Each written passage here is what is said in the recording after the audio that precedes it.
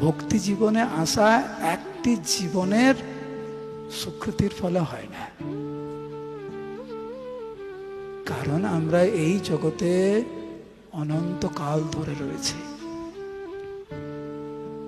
এইটি আমাদের প্রথম জন্ম নয়।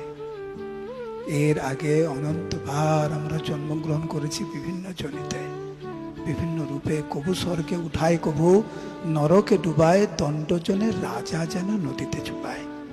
কখনো রাজা রূপে, কখনো প্রজা রূপে, কখনো পশু পাখি রূপে, কখনো দেব রূপে, কখনো দেবী রূপে।